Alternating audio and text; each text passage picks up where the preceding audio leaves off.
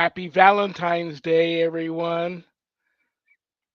To all those above me that watch over me, to all of you, my fave parapeeps on this side of the veil, welcome.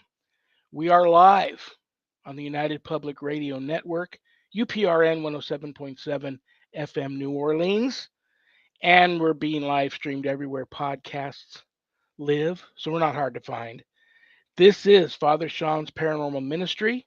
I'm your host, Father Shawn Whittington. I'm an ordained Catholic priest with the United States Old Catholic Church. I'm a fully professed brother with the Old Catholic Benedictines of Immaculate Mary.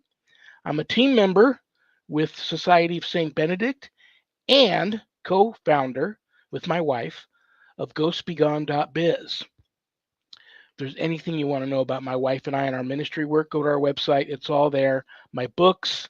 If you purchase a book off the website, I autograph it and it comes enclosed to you in a beautiful house blessing kit, which may come in handy one day. And part of the proceeds of every sale of every copy of my books off of the website goes to support stjude.org and the ASPCA. So those are two very wonderful causes. You can get the books a little less expensive at Amazon, and they also come available in an audio version, which is very, very cool. There's a place on the website where you can make an appointment to speak with me about your spiritual issues. And my online course, Introduction to Spiritual Warfare, is there. If you're interested in that, you can enroll in that right there at the website. And all my students that graduate get a stunning diploma, certificate of completion suited for framing, along with some other very special blessed gifts that you can only get from yours truly. It's a 12-week online college level course, and it's for all you true warriors for Christ out there if you're interested. And that's my story. I'm sticking to it. I would like you all to keep something else in mind. My wife and I, we don't charge for our ministry work, helping people with their paranormal issues. So if you're visiting the website, www.ghost-b-gone.biz, and you see the donate button and you're able to do so, trust me, brothers and sisters, I know times are tough, but if you're able to do so, it'll be appreciated from the bottom of our hearts if you can send us in a small donation. And trust me, we'll put it to good use. We have a great show today. In addition to it being Valentine's, I'm a lucky man. I have my number one Valentine, which is my wife. And then I have my number two Valentine, which is my co-host. And I have my number three and number four Valentines here today, my two very special guests, who I'm going to be bringing out very shortly. But first, let me bring out another really cool reason why my Friday show is so successful. You all know her, you all love her. She's my permanent co-host. She's a good friend. I love her. I respect her. I've known her forever. She is the owner of Stellium Books and my publisher. Please welcome to the show the one and only Annette Munich. Hi, Father Shawn. Hi, everybody. I'm so glad to be here. And happy Valentine's Day to everybody listening. We're so glad that you're tuning in with us. We have just two really fascinating guests today. I've been looking forward to this show, and I think we're going to have a really nice and very interesting time. Absolutely. And don't forget, guys, you know what? I'm going to give 2 boxes away. We did not have a winner last week. Nobody typed in the word incense in the chat room. So I'll give 2 boxes of blessed frankincense incense away this week. If you're interested. You know what?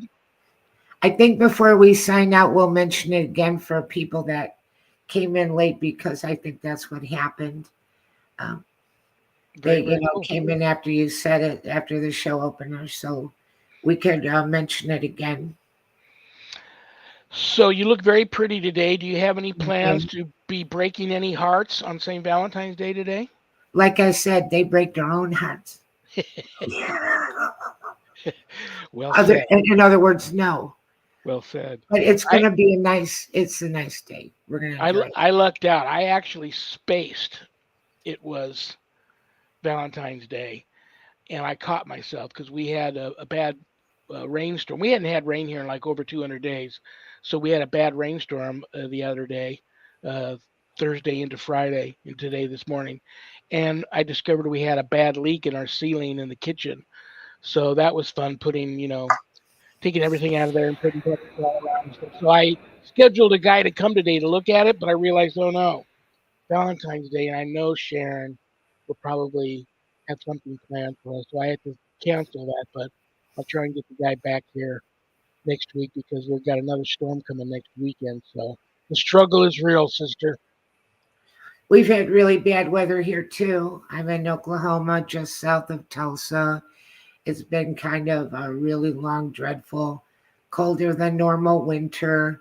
A lot of years they don't get hardly any snow. We've had 9 inches, then another 3 inches, then snowing again the other day.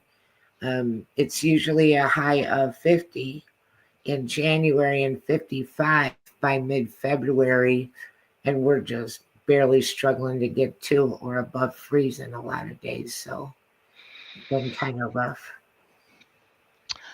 Well, are you ready to bring on our very special guest? Very ready. I know that's why everybody already knows who they are. Everybody knows them and loves them, and that's why everybody tuned in, because nobody tunes in for me, and I get it. Yes, they do. That's why I bring guests on.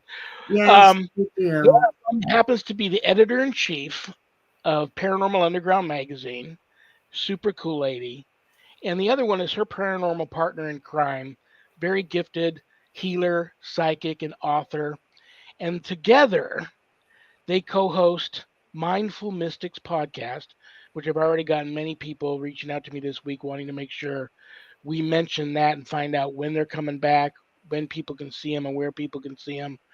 But I'm excited, so I'm going to just pop them on here one at a time, and we'll just go for it. Please welcome to the show the fabulous Cheryl Knight and Karen Frazier.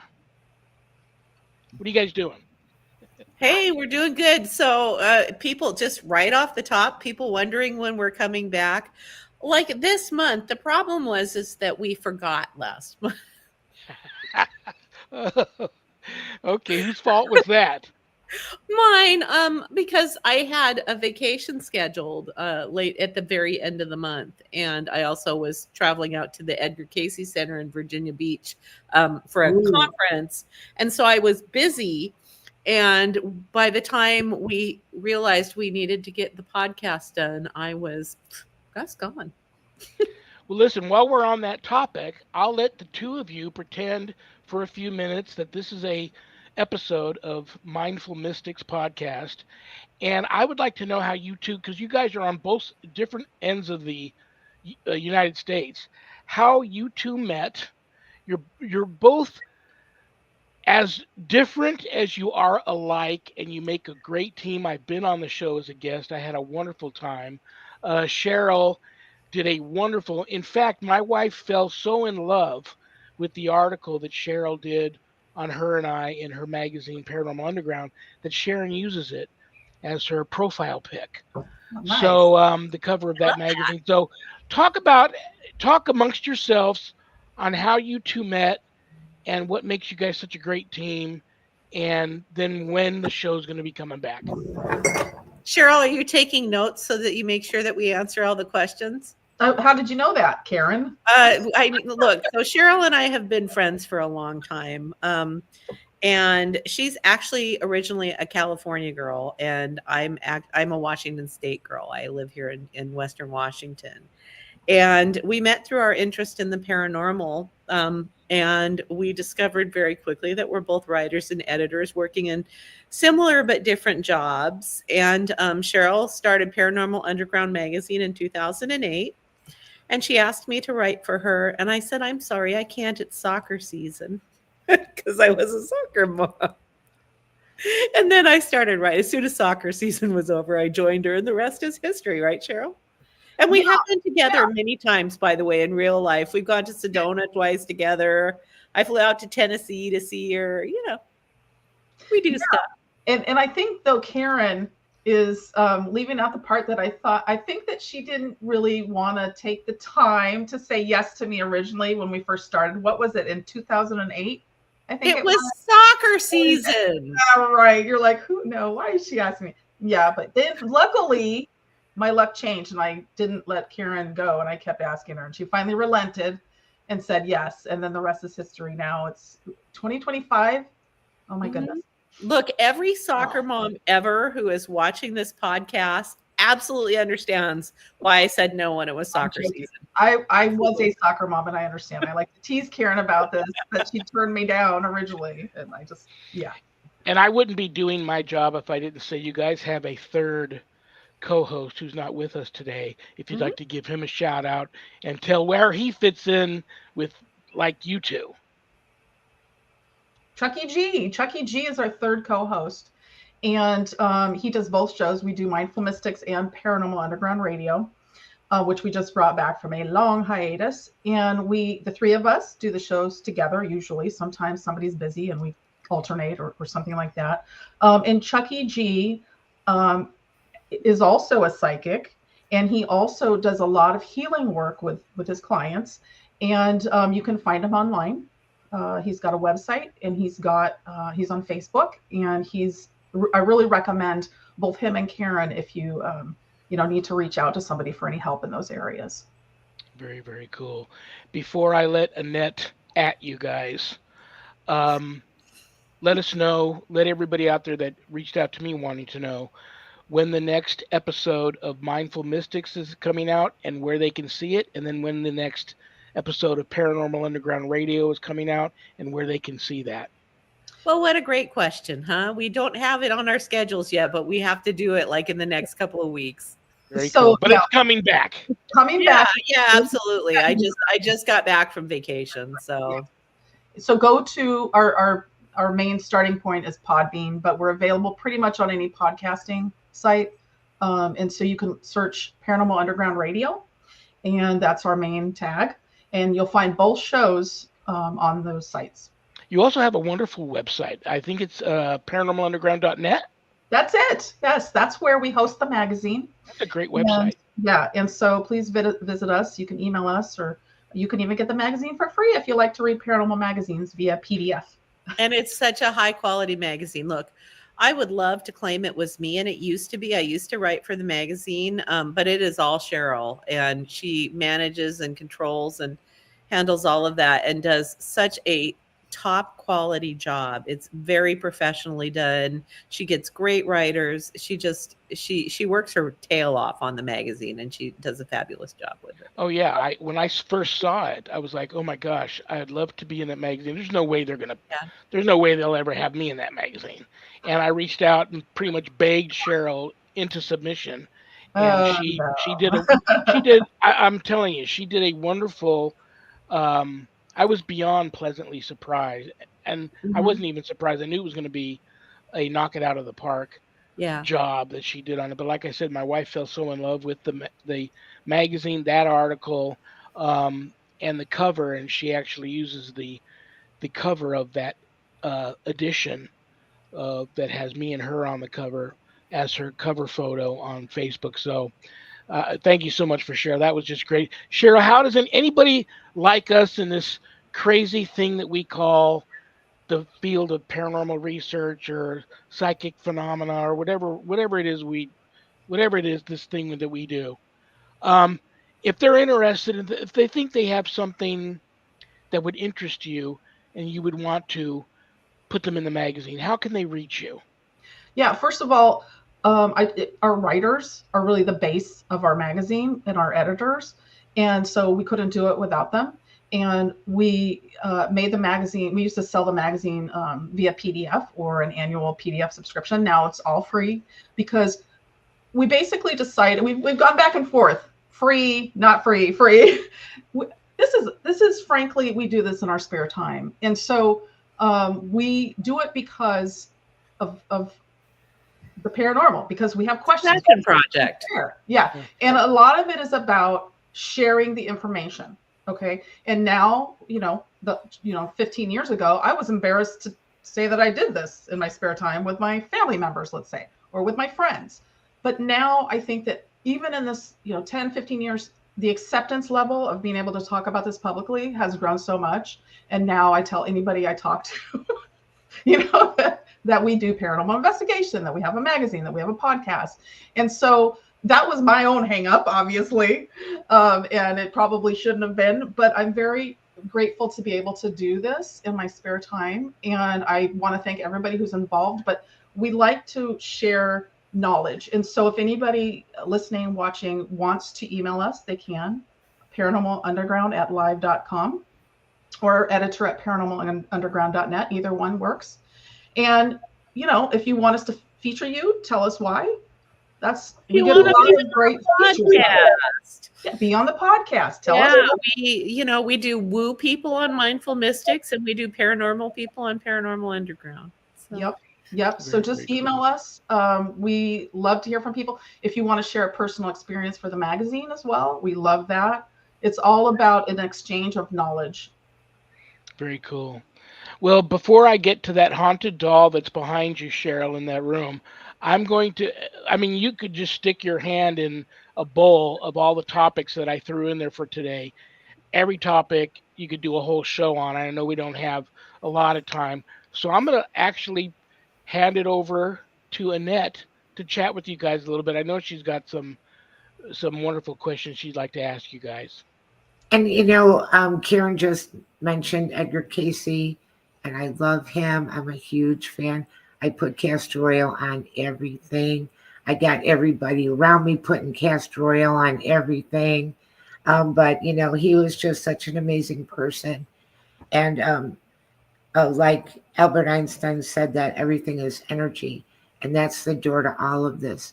And I'm really, really interested in asking about angels and angels as applicable to healing and how you feel about that. But I was going to jump right in on the doll, but now I'm going to divert and go to angels and save the doll for later, because that's fascinating too.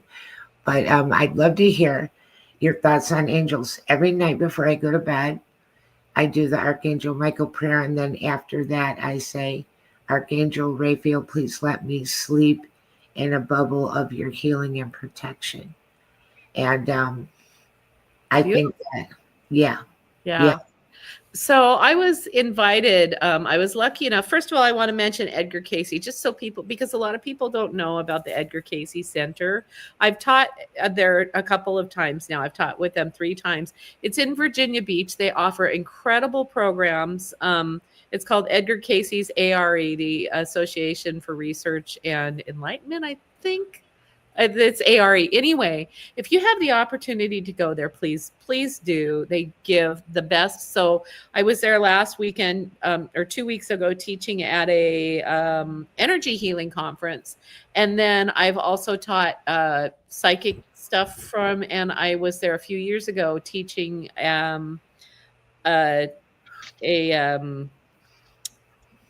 I've lost it. It's a kind of psychic vision, remote viewing. There we go. I was teaching a remote viewing class. But anyway, so I just taught this past summer in Rhinebeck, New York at the Omega Center at an angel healing conference. Wow. Yeah. One of my books is about angel numbers. And so I taught about angel numbers. But this whole conference was a really great conference because it's always interesting to hear different people's takes on angels. So I can give you mine.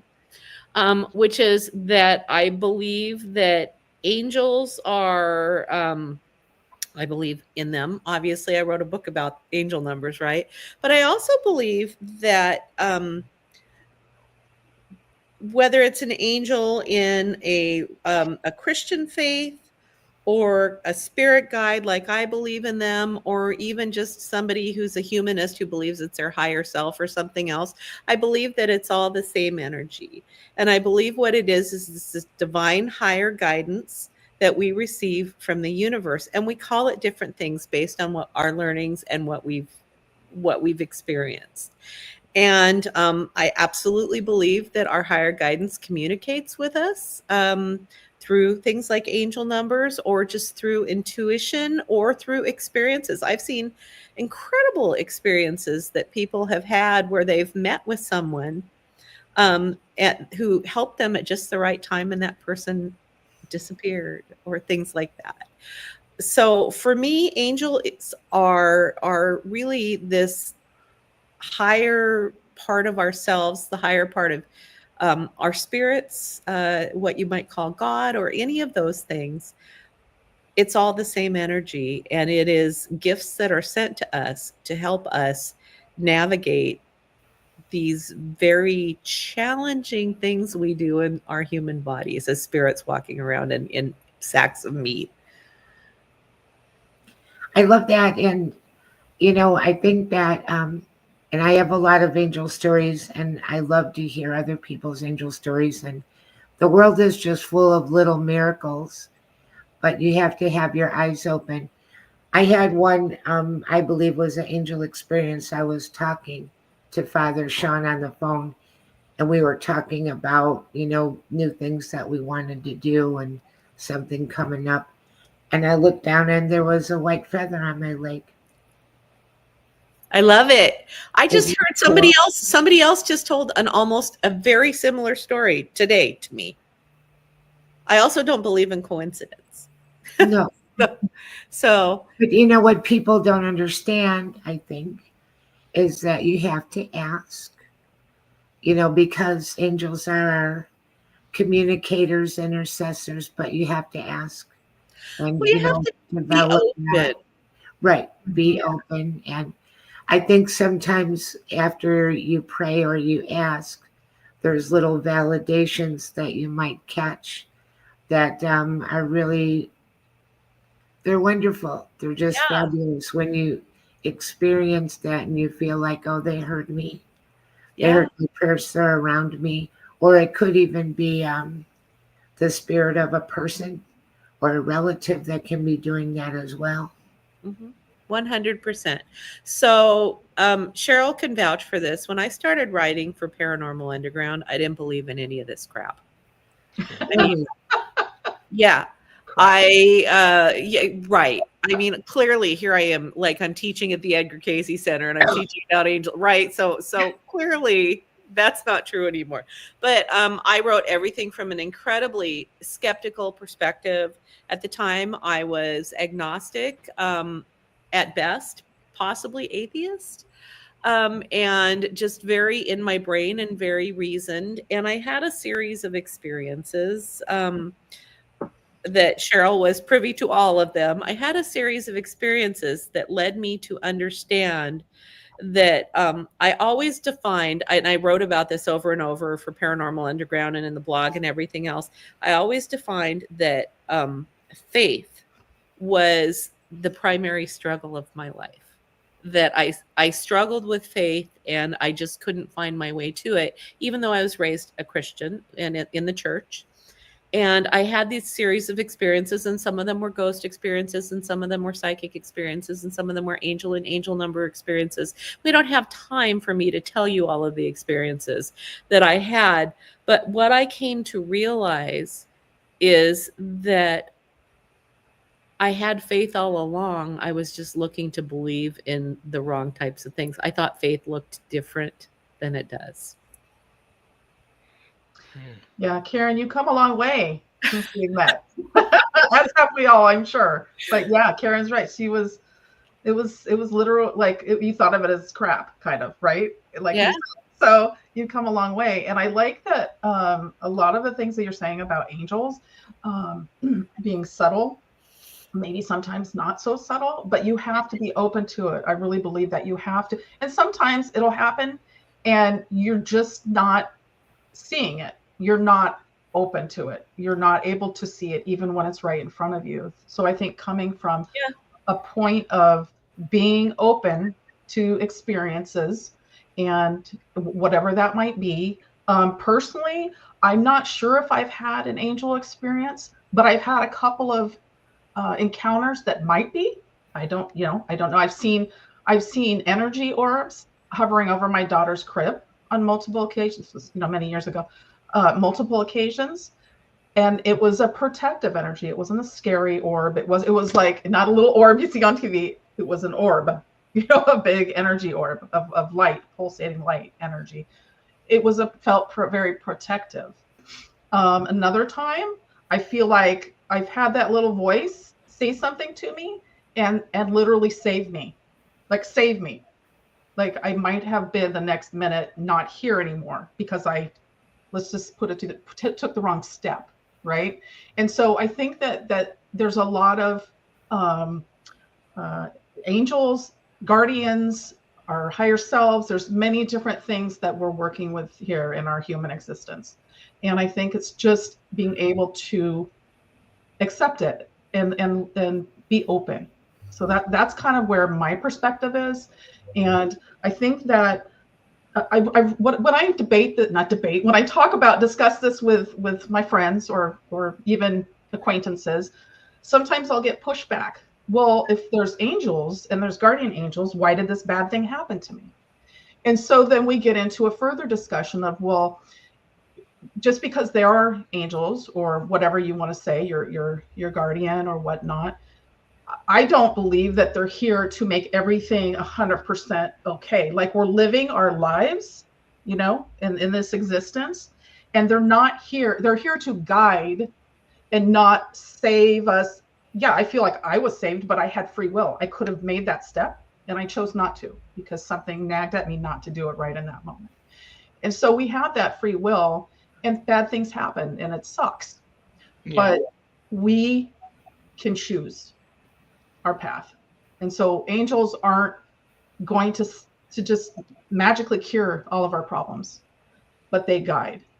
That's one. Yeah. I teach that it's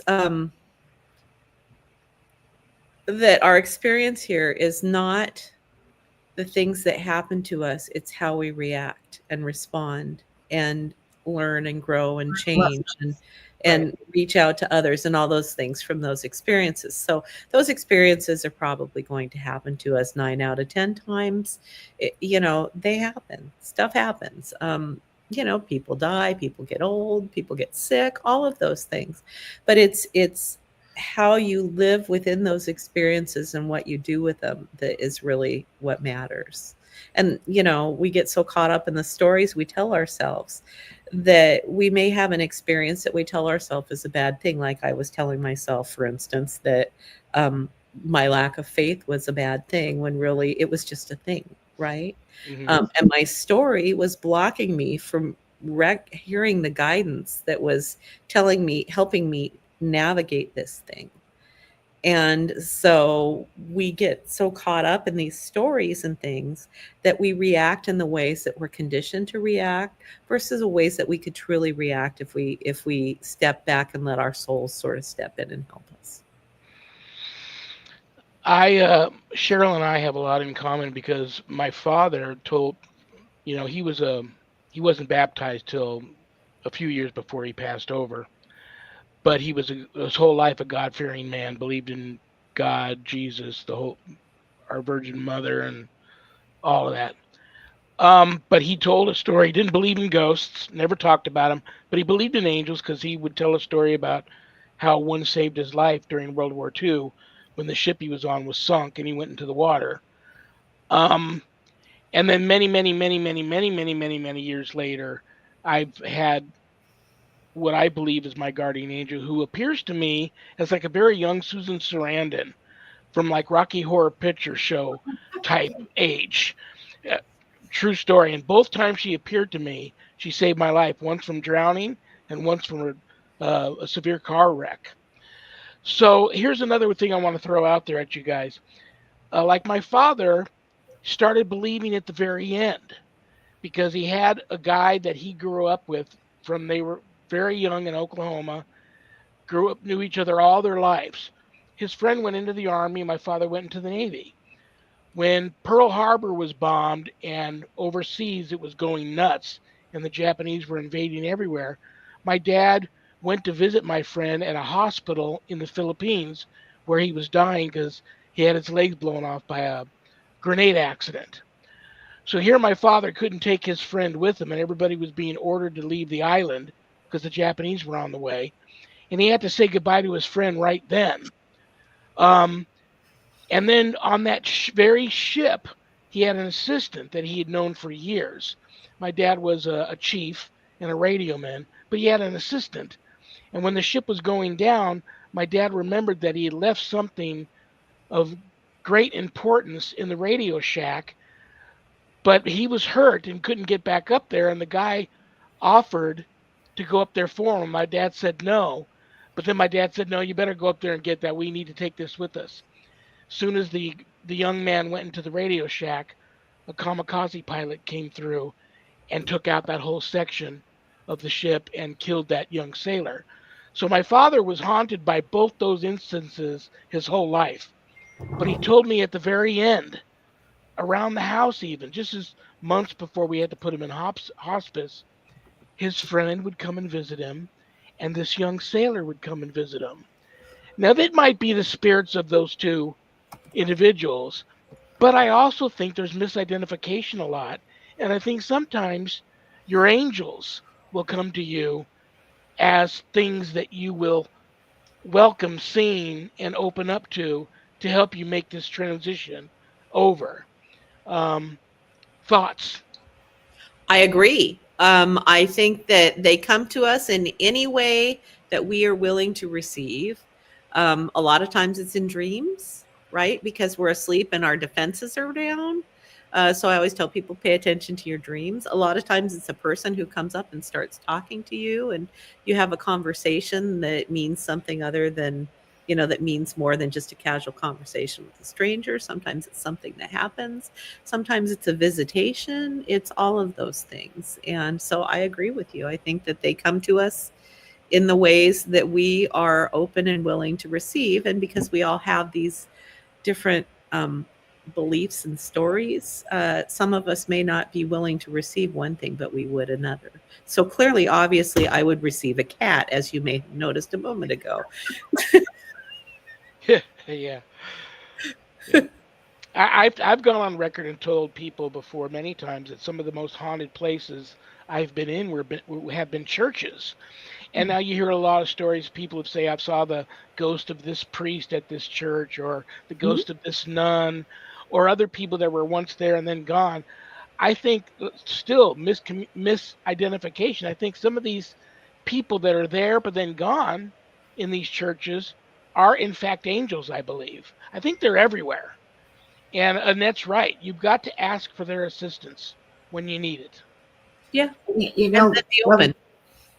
For some people, nothing's a miracle. And for other people like me, everything's a miracle. Yeah, And I'm if at the I everything see- camp. Yeah. If I see roses blooming in the snow, that's good enough for me. It's like, wow, that's so beautiful. I feel like there's little pieces of grace and wonder everywhere. And I don't care who thinks I'm a weirdo. I'm way past that. And like, just crazy little things that happen all the time. I remember sweeping and mopping the floor and coming back in the room. I'm the only one home, and there's one penny right there in the middle of the floor, and absolutely no explanation. And, people that have paranormal experiences, and I have a practically lifelong friend who she has also had encounters and experiences her whole life. So we feel like it's destiny that we met in 7th grade, because who would we have told all this stuff to? But I ask people, how did you feel when that happened? If somebody told their stories, what you might think sounds really scary might not have been that scary to that person. And what you think doesn't sound that bad might have been the energy around it. Determines, do you feel threatened? Do you feel like this is good? Is this, just a little recognition of your prayer, or that somebody sees you and hears you and is helping you and grace around you? Or do you feel like this is some kind of maybe malevolent thing? Because I think it's the feeling that determines a lot of what it is. This question is for all three of you. What do you guys think when someone would say to you, and this has been told to me before, well, you imagined that because you've conjured it from your own severe, deep-seated sorrow and guilt over this particular incident that happened with you and this person. In my father's incident with his saying goodbye to his friend that he knew all his life, not being able to save him and take him aboard ship, and then this other young man who he loved but was responsible for sending him to a place where he died.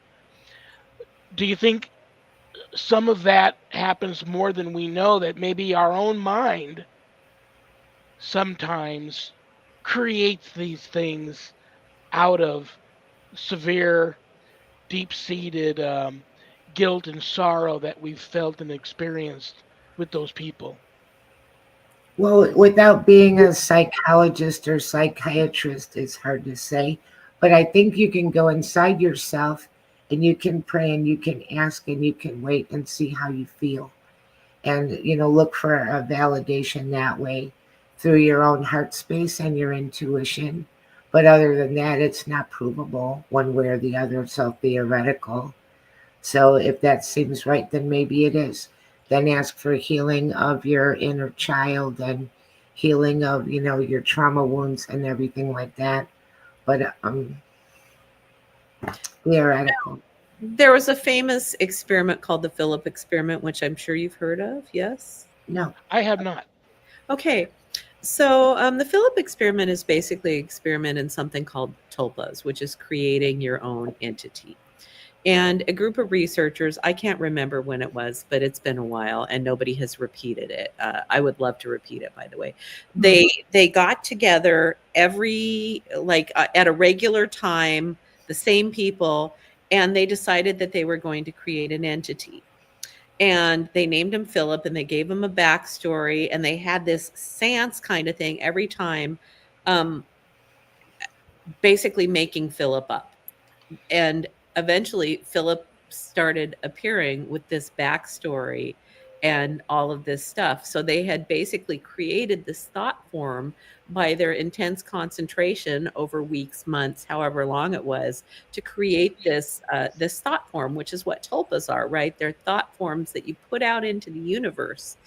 And if there's an intense enough belief, I think that you can make things up. I think that you can create things, because everything is energy.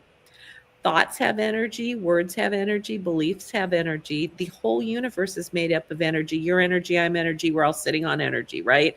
All of that stuff. That's all it really is, taking different forms. And so if things like affirmation and prayer can create manifestations of things, so can constantly thinking negative things or trying to create an entity. It's been proven by this one group of researchers to work. I wouldn't think that that's not true, but I would also think that it's possible that there are spirits that would take advantage of that and then come in and then be, using that as a doorway in, and they're just Could be shape shifting or whatever to be whatever you would accept. Yeah, it could be. Yeah.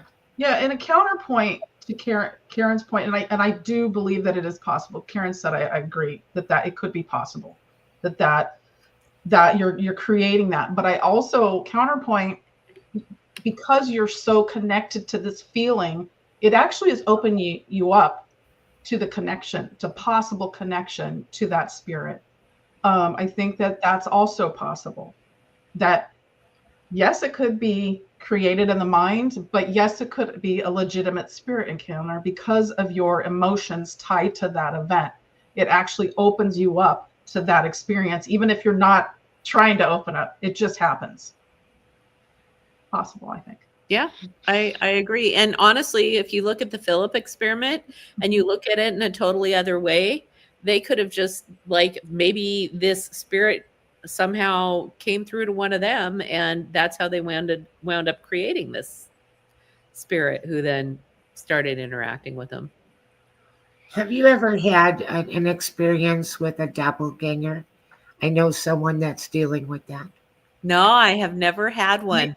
It would be weird. I think that, so not much freaks me out. I think that would. Right. Yeah. It's funny Very that you freaking. asked, Annette, because we just did a story in the magazine last month about one of the investigators who writes for the magazine had a doppelganger follow him home from an investigation, and they got a photo of it. His wife got a photo of it in their kitchen, standing right next to him. Wow. Believe it or not, I believe him because I know him, and so I have that luxury to believe. But I do think that it happens now. The intent is, in question. Okay, Right. what is it? Is it I bad mean, like many people think, or is it something completely different? I tend to think it's malevolent because it's messing with you. It is messing with you. Mm-hmm. So, you can't say, oh, this is something benevolent or angelic or, higher order. This is something that's messing with you. I Well, lean towards that too, Annette, because okay. it's also that's one of the favorite things is deception by the demonic. And Mhm. like they'll call, Sharon's voice will call me from one end of the house, and I know when I go there, she's not there. She's in another end of the house, and it'll happen to her too. And they imitate, they mimic and imitate. So that's a red flag. So See, He but has, that's a great reason to tune into guidance and to be listening, right? Because if you're so disconnected from spiritual guidance, messages from wherever they come from, if you're so disconnected from that it's hard for it to get through to you, you're not going to get the feeling that you get when it's something messing with you, right? So you may not recognize that. So you need to be tuned into all of those things and pay attention to all of those things because it's a form of self protection. that's a great point. Yeah, got to be aware. Shawn has had quite a few experiences with that. Father Shawn has, him and his wife. I'm sure. I have not, but my friend has. She's seen family members in her house when they're not there, walking by solid, or see her husband in the hallway, but he's not in the hallway. He's asleep in bed. And the only thing that I ever had, which I really didn't like the feel of it, and I think I was working on your book, Father Shawn, and I coughed, and I was alone in the house, and I heard myself cough behind me. It sounded exactly like me. That's freaky. Oh, that So would it's be a weird. mixed thing. Yeah, I've heard voices imitate my husband. Well, just once. Yeah, not here in this house, but in That was in Fullerton, right? in Fullerton, the Mhm. haunted apartment we lived in, super haunted. Mhm. Imitated his voice. It was not good, and other things happened there. But we were in the basement investigating Bobby Mackey's Music World when it still resided in Wilder, Kentucky, I believe it was. I think it's moved now, but I think they tore it down, the Tore it original down. one recently. yeah. Yeah. Either they rebuilt somewhere. Yeah, I think they rebuilt somewhere else. But we were in that basement. You see it on all the shows. You got the well and you got the basement area, and we're doing EVPs. And upon, nothing really happened in the moment, but when listening back, our friend who was there with us captured the most frightening EVP. It was like my husband said something, and then it directly mimicked him, but in a super scary, evil voice. Like it was the weird. So it wasn't. I don't think it qualifies as like a doppelganger voice per se, but it reminds me of that mimicky type of energy that was on the audio, and it was you can't explain that kind of a thing away. Like it happened. It's right there on the audio. I know it wasn't me. It wasn't him. And so I think things like that happen, and it does seem a bit malicious. At least that's the appearance to me that it is a malicious type of situation. I mean, maybe I'm naive, but I've only had probably 2 or 3 experiences in all the years I've been doing this stuff where I felt unsafe. And I immediately removed myself from the situation and protected myself and all of those things. And so I don't know, because I know when you were on our show, Father Shawn, you said no, like it's really happening right now, right? Like and so I don't know if I'm naive, if I'm lucky or what, but I've only had a couple times where I've thought, oh, this isn't safe. I need to. And one of them was I was talking to Cheryl, or I texted Cheryl. We were driving through Montana. Well, so first we went to Deer Park, Montana, which is the old Montana State Prison, and we were just there. My husband and I were just there touring it. We wanted to see it, and we were on a road trip. And so we were walking through the prison, And I walked into this building. I took one step in the building and went, nope, and left.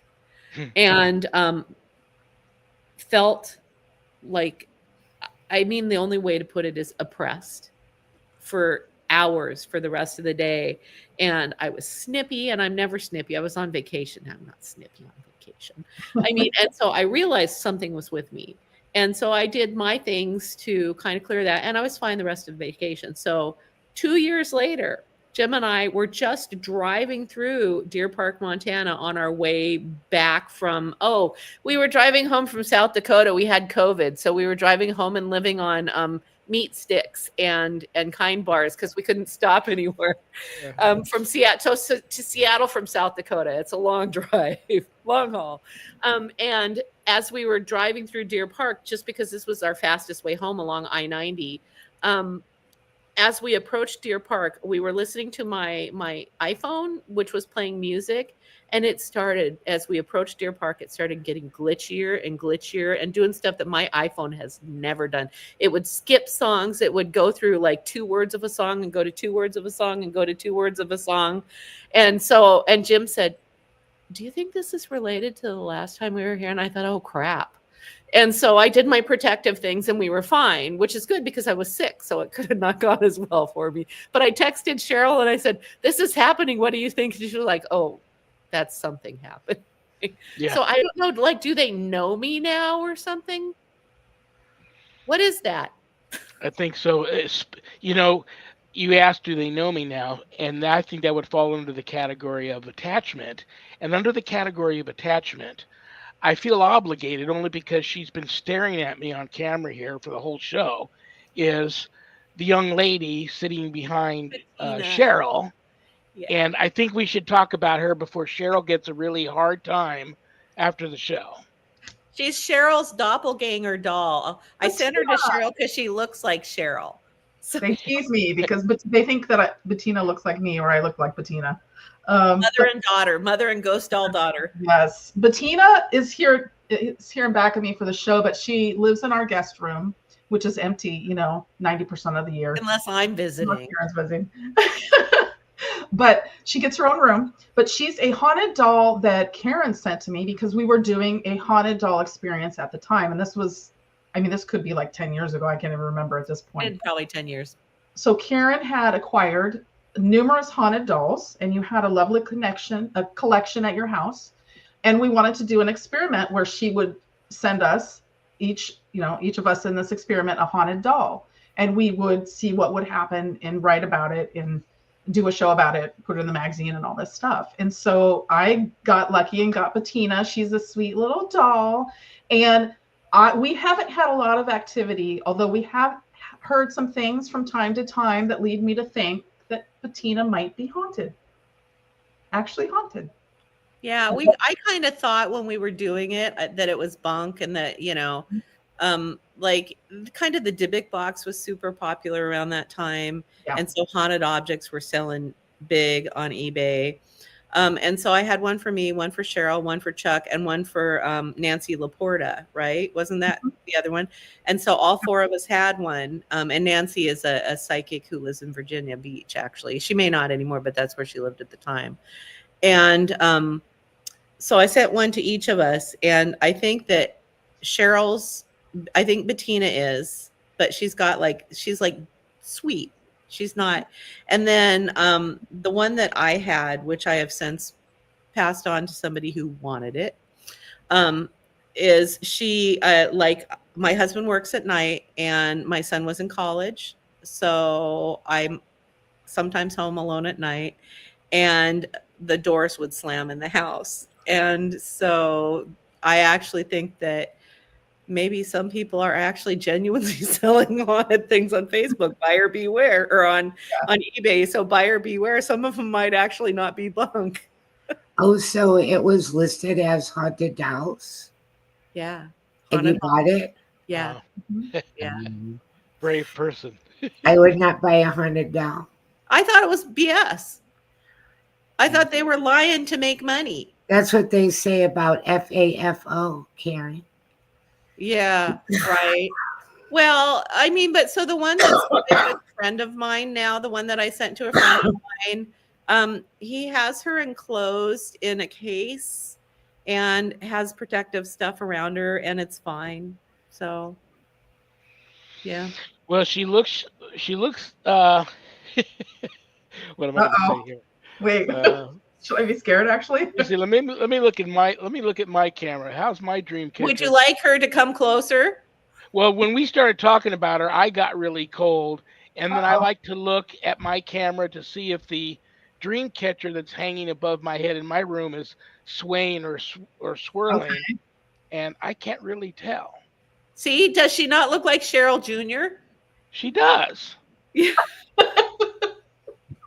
think She she's does. sweet. I don't get any negative vibes off No, her. she's very She's sweet. very sweet. Yeah. I shared a room with her for a week. It was great. It's funny. I got my house is filled with items like that, and many of them were innocently bought as like antiques, and the person didn't know that Mhm. there was a negative attachment to it. And some of these attachments aren't negative, like with your doll there. Yeah. But most objects are given to me to take off people's hands because they're having issues that are Mm. freaking them out, and they believe it's attached to these things. So I get them in here and I bind them the best I can, and um, I think that also contributes to a lot of the paranormal activity that we have periodically here in the house. But I get that a lot. I get a lot of people reaching out to me saying, I have this particular item. Would you take it off my hands? I am having things happen and I believe it's attached to that. I had an anonymous, I'm going to just say fan, I guess, or maybe not a fan, but I had someone anonymously send me uh, an authentic voodoo doll from New Orleans Oh, many years ago. And it wasn't the kind you go in and buy in the tourist shop. This is Right. legit. Well, at Yeah. the time, this is before I even went into the deliverance ministry field. I didn't know any better. I thought the doll was really cool, and so I displayed it. Mm. And it wasn't until many years later that I realized the 4 or 5 years of extremely bad luck that I had gone through was probably attached to that doll, because I finally eventually traced it back to the things starting to happen around the time I just got the doll. And then I reached out to the paranormal community for help and found someone who knew how to uh, specifically bind voodoo dolls. And so Yeah. I followed those instructions to the T. And once I did that, um, things really made a dramatic turnaround for the better. And so you just got to really, really be careful. I'm glad you don't really have any issues, Cheryl. But before I cut you guys out of here, and we only have a couple of minutes, I thought before I brought you guys on camera when we were chatting in the green room, Karen, I thought you said you had an issue with the doll once. With Bettina? I think so. Or am I thinking of someone else? That's the other doll. It was the one that was with me, the one that I kept. No, I sent Bettina to Cheryl because her energy felt pretty gentle. I do. So what I had was like the slamming of doors and things that just couldn't have been happening, right? And yet it was. But I did want to just mention really fast that we need to be a cautionary tale for people. Don't go looking for objects that are haunted to bring into your house. When I used to do I used to go to people's houses who thought they had hauntings and sort of suss out the energy for them and read them. And 9 out of 10 times they were tied to an object that they'd brought into the house, just what you were saying, Shawn, right? Look, we're professionals. We do this. We have some resources and some people that are available to us, but don't assume that a haunted object is going to be cool. We have a friend named Jason who bought the original Dybbuk box, and his stories are harrowing. oh my God. Great point, Karen. Good to point out. Like, Yeah. you know, for we have, you know, protective crystals and things that we do as well. And so that's a great point. No, don't take it lightly. You know, I'm joking about. No, yeah, we're laughing, but it's not funny. We did take some precautions and we did prepare. And yes, you know, it's more than just fun and games. It can be very serious as well. Yeah, and I wouldn't Well, send listen. a haunted doll to just anyone, by the way. That'd be a good Valentine's gift. Not. Before I kick you two out of here, did you have fun? Will you guys come back? Sure. Oh, heck yeah. This is great. I can't believe it's been an 'Cause, I hour. mean, like I said, I know Annette's got more questions she didn't get to. I've got plenty I didn't get to. There were I'll so have you many guys ways back, we but there I'm were gonna so have to many kick you ways two we out of could have here. gone with the Yeah. Yeah. interviews, so many topics, so many interesting shows that could come out of this. Yes. Well, Karen Frazier, Cheryl Knight-Wilson, I love you both. I respect you both. You both have looked very Thank pretty you. today on Valentine's Day. Go out and break some hearts, and have a great remainder to your Friday and your weekend until we talk again. Okay. You too. Thank you. Thank you All right, so Great much. guys. I'll meeting see you you. later. Thank you so much. Bye. I love them. I love you too. I want you to have a great remainder to your Valentine's Day. Go out and break some hearts. And Staying home. you wanted to talk about this before the end of the show again. Yes, anyone that's interested in winning a blessed frankincense incense, type incense into the chat room or into the comments up until midnight tonight, and we will pick a winner. Very, very cool. Yeah, I love them. Cheryl Knight-Wilson, editor-in-chief of Paranormal Underground magazine, paranormalunderground.net. Karen Frazier, talented author, gifted psychic, and healer. They co-host together Mindful Mystics and Paranormal Underground Radio. So follow them. Yeah, they're very, very cool. Anything you want to say to anybody before I kick you out of here so we don't run into Carrie Lynn's show? A lot of times I forget to ask our listeners to please like, share, and subscribe, and even hit the notification bell. And then you'll get a notification every time we have a new episode coming out. And we love seeing and we love having you. And have a wonderful weekend, everyone. Great. Next week's guest, Friday the 21st, one of your favorite people and mine, Trish Moe, will be Nice. here. And she's just back from her trip to Prague and Vienna. So that ought to be very, very cool. All right, honey. Have a wonderful, wonderful remainder to You your too. Valentine's Day. I love you. I'll talk to you soon. Bye-bye. All right, brothers and sisters. I hope everyone out there listening has a very wonderful and blessed St. Valentine Day. And if you're not too familiar with St. Valentine, look him up. He was a wonderful, wonderful saint, patron saint of courtly love, epilepsy, beekeepers. I love honey. Just a very interesting story about him. He was either a priest or a bishop. They're not 100% sure, but he's got a great story. Thank you all for tuning in. Thank you, UPRN, United Public Radio Network, who are carrying my show. God bless Michelle DeRoche and Joe Montaldo. God bless each and every one of you for tuning in because I don't have a show without you guys. So on that note, remember, brothers and sisters, we may have done what the devil said we did, but we are not who the devil says we are. Good night, Danny. Good night, Jack. Good night, Dog. Good night, Harold. Rest in peace. Good night, Ernie. Good night, Bill. Good night, Dan. Don't forget, coming up next is Spirit Switchboard with Carrie Lynn Shellhorn. Great show. I love you all. God bless you all in the name of the Father and the Son and the Holy Spirit. Peace. Happy St. Valentine's Day.